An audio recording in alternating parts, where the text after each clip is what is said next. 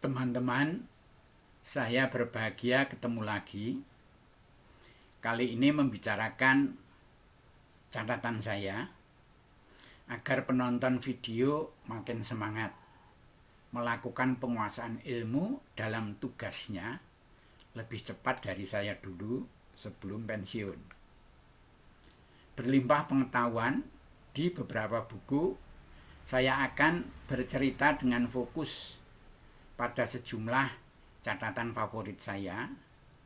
Nanti teman-teman sesudah menonton bisa lanjut mendalami hubungannya dengan catatan favoritnya masing-masing.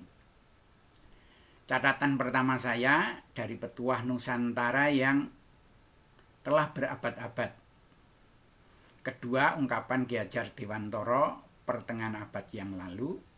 Berikutnya yang ketiga, dari tulisan Robert Greene awal abad ini berjudul The Concise Mastery. Ternyata pikiran manusia dari abad ke abad maknanya sama. Ungkapannya yang sesuai dengan zamannya. Bagian penutup, nanti saya sampaikan cerita inspiratif proses kehidupan masa kecil saya yang saya internalisasi justru setelah saya pensiun sebagai pegawai negeri. Pepatah Nusantara dulu ya, saya batasi dua saja. Satu, dalam bahasa Melayu mengatakan Allah bisa karena biasa. Jadi sesuatu yang kelihatan sulit itu apabila dilatih, dibiasakan, nanti akan terasa gampang. Seperti misalnya belajar naik sepeda. Kedua, petuah umum di desa saya pada masa kecil saya yaitu ilmu iku kelakone kanthi laku.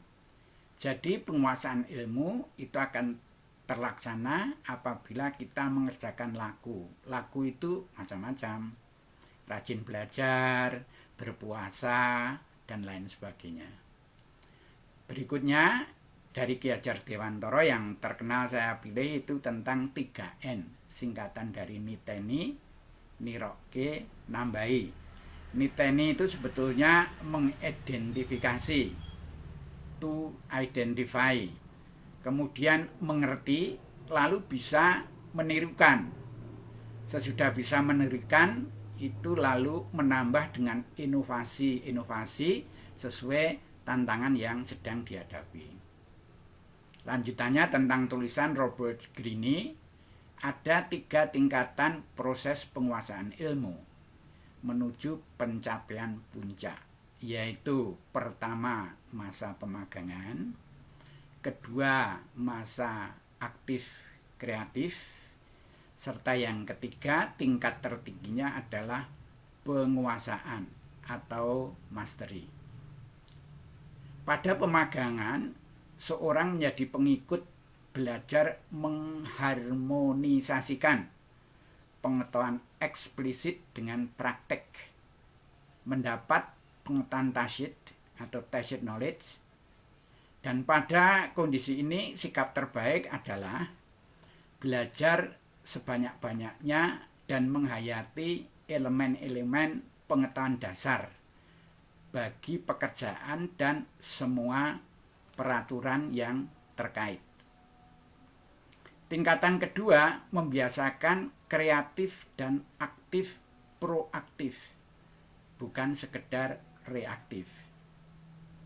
Dengan praktik mendalam akan paham tuntas rangkaian aksi reaksi sebab akibat dalam keseluruhan proses. Memahami tuntas bagaimana elemen-elemen saling mempengaruhi. Tingkatan kedua ini sampai penguasaan tataran baru walaupun belum mastery.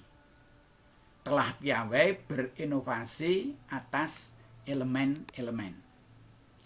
Tahap paling tinggi mastery, peningkatan pengetahuan telah melewati jalan praktek cukup dengan cerdas dan sukses, membuahkan pengalaman, lalu mencapai kematangan dan fokus yang sangat mendalam Ujung jalan ini bermuara pada the hidden power, munculnya kekuatan yang semula tersembunyi.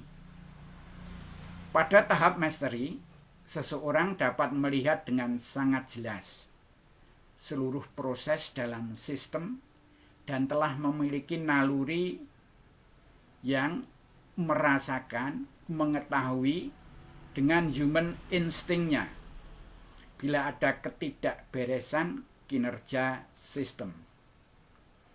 Fakta sejarah masa lalu menunjukkan banyak orang telah mencapai tahap menerima panggilan tugas dari Tuhan, telah selesai dengan dirinya, dapat selalu mensyukuri takdirnya, menjadi solusi atas tugas-tugas yang rumit.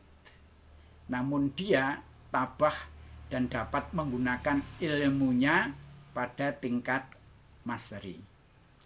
Sesungguhnya tidak ada alasan untuk tidak memahami kenyataan bahwa Tuhan Maha Adil. Setiap orang punya kekuatan tenaga dalam atau hidden power yang dapat muncul pada saat diperlukan dan diizinkan oleh Tuhan. Saya mengulangi sebuah cerita ya, sebuah cerita nyata dan inspiratif tentang Leonardo da Vinci. Pada suatu hari, dia diminta menggambar sosok malaikat yang dirancang oleh studio Verrocchio. Da Vinci memutuskan untuk aktif dan kreatif.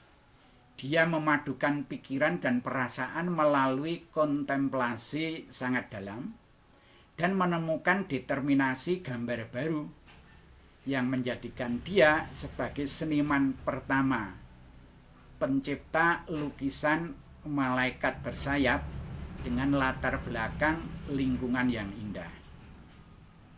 Itulah hasil kekuatan dalam, kekuatan tersembunyi yang muncul atas izin Tuhan. Bagian penutup video sesi ini adalah kenangan proses kehidupan masa kecil saya, mengikuti pembagian kerja di rumah dan petunjuk dari ibu saya tercinta. Tugas utama saya masa kecil mula-mula adalah mengisi bak mandi dengan menimba air dari sumur, dan juga menyalakan lampu minyak di senja hari untuk keperluan bersama seluruh anggota keluarga. Setelah adik saya besar dan bisa menyalakan serta merawat lampu minyak, dialah yang mengurus lampu. Ternyata bekerja untuk kepentingan bersama dengan jadwal jelas itu adalah suatu latihan sangat bagus untuk membentuk tradisi, disiplin waktu, dan peduli kepada orang lain. Memang lambat, sangat lambat. Akhirnya saya mengerti, ternyata tugas dalam suatu konteks kebersamaan bukan beban batin, namun rencana Tuhan untuk menyiapkan saya agar bisa diberi tugas meningkat secara bertahap.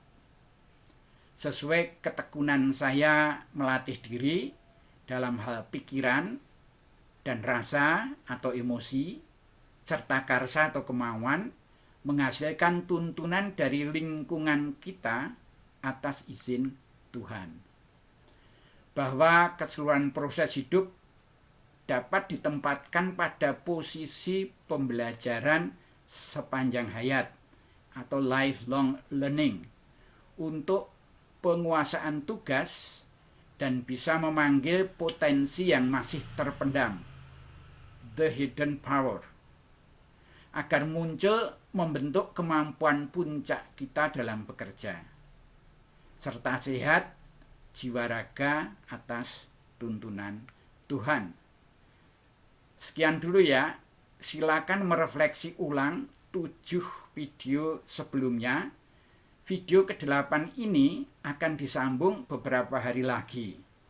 kita akan belajar bersama lagi, kontemplasi, memilih jalan masing-masing, memanggil kekuatan tersembunyi, the hidden power, sesuai bakat dan passion.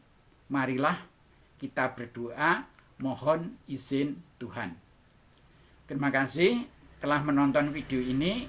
Saya berdoa potensi jenius Anda dipanggil muncul pada saatnya oleh Tuhan Yang Maha Esa pada saat yang tepat. Saya yakin Anda suatu pribadi yang hari esok lebih baik dari hari ini. Sekian dulu ya. Terima kasih. Sampai jumpa lagi.